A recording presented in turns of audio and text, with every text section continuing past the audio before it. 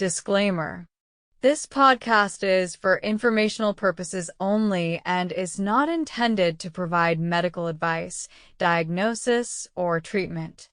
Always consult a qualified healthcare professional before starting or changing any supplement, peptide, or SARM regimen. Let's talk about peptides versus SARMs.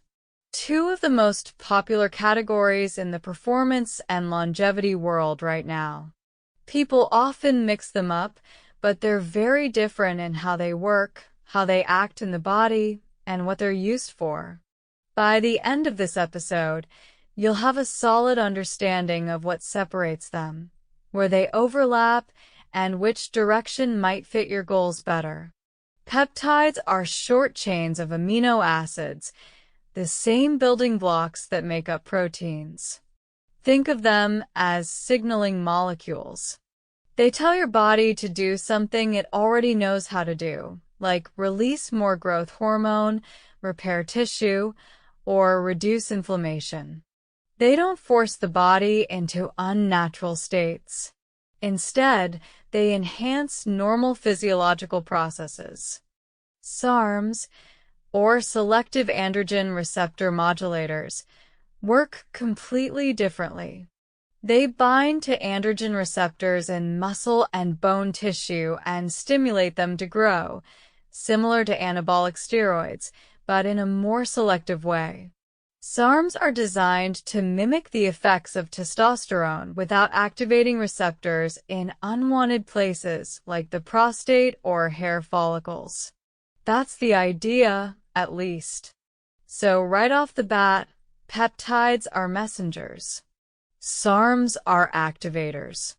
Peptides encourage communication. SARMs trigger action through direct receptor stimulation. One is subtle and supports natural function. The other is more forceful and focused on growth or performance. Let's dig deeper into peptides first. Imagine the body as a giant orchestra. Each system, from your brain to your liver to your skin, plays its part. Peptides are the conductors.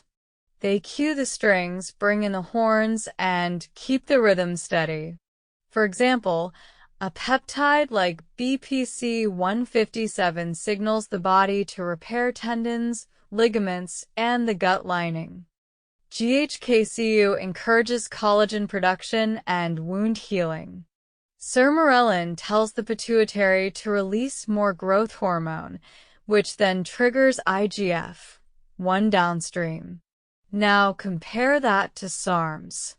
These are like giving one section of the orchestra a megaphone and telling them to play louder. You might get more muscle, but it can drown out other instruments if not balanced correctly. SARMs are synthetic and act directly on androgen receptors to promote muscle protein synthesis and bone density. They don't rely on the body's existing signaling. They override it. Another big difference is how the body handles them. Peptides are generally recognized and metabolized quickly because they're made of amino acids. They break down easily and don't usually burden the liver. SARMs, on the other hand, are non-peptide chemicals. They're metabolized by the liver, and long-term use can impact cholesterol, hormones, and liver enzymes. Let's talk about regulation. Most peptides are considered research compounds, but many have been used in medical settings for years. For example, BPC-157 and thymosin beta-4 are naturally occurring in the body. SARMs were also created for medical use, mainly to treat muscle wasting and osteoporosis, but they never made it to full FDA approval for those indications. As a result, they're sold for research purposes only, and their long-term safety data in humans is limited. Peptides work through natural feedback loops. They tend to stop signaling when your body reaches equilibrium. That's one reason peptides rarely cause the suppression issues seen with SARMs. When you use a SARM, Your body senses the external activation of androgen receptors and may downregulate its own testosterone production. That's why many SARM users experience suppression and need post-cycle therapy afterward.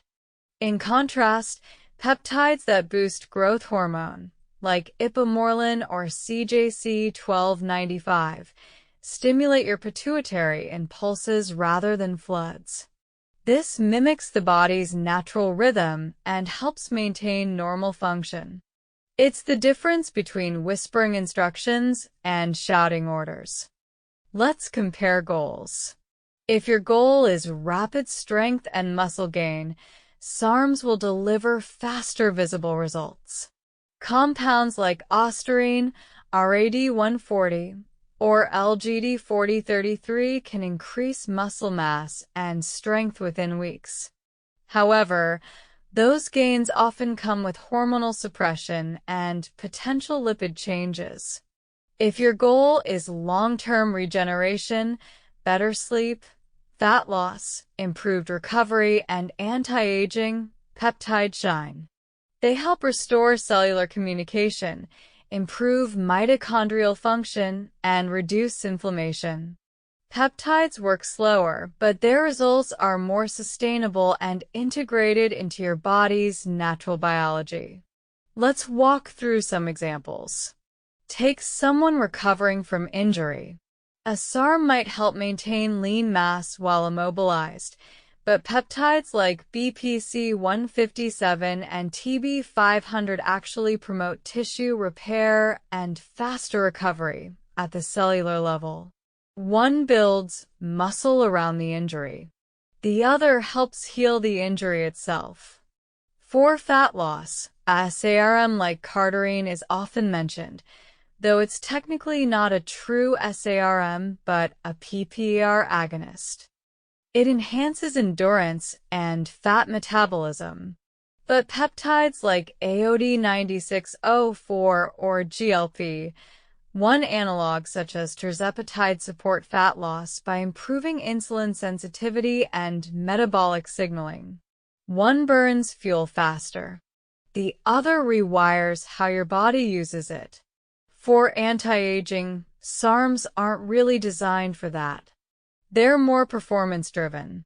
Peptides, however, can boost cellular repair, improve skin elasticity, support cognitive health, and increase growth hormone output in a balanced way. Side effects are another major distinction. Peptides usually have minimal side effects when used properly and sourced from reputable labs. Since they're naturally broken down into amino acids, toxicity is rare. The main concerns are injection site irritation or allergic reaction. SARMs carry more risks. Suppression of natural testosterone, hair shedding, acne, liver strain, and lipid imbalance are all possible. Even though SARMs are marketed as safer than steroids, they still act through androgenic pathways, and those pathways can have downstream hormonal consequences. Another point is reversibility. When you stop peptides, your body usually returns to its normal baseline, sometimes even better because healing and repair have been enhanced. When you stop SARMs, you may experience a dip in energy, libido, and strength as your body works to restore its natural testosterone levels. That's why post-cycle therapy is a must for most SARM users. From a lifestyle standpoint, peptides fit better into a longevity or wellness framework. They complement other healthy practices like fasting, exercise, and good sleep. SARMs fit more into the short-term performance enhancement category. They can be powerful tools, but need to be used carefully and with full awareness of risks. Let's talk dosing frequency. Peptides are often injected subcutaneously once or twice a day, depending on the compound. Because they're made of amino acids, they degrade quickly and require consistent dosing. SARMs are typically taken orally, once daily, in capsule or liquid form, and remain active longer. Another key difference is how quickly you feel results. With SARMs, people often notice increased pump, strength, and fullness within 1 to 2 weeks. With peptides, the benefits are gradual. You might notice better sleep, improved mood, fat loss, or glowing skin after several weeks, with deeper results over months.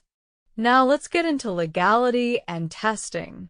Many peptides are used off-label by doctors in regenerative clinics under compounding pharmacy prescriptions.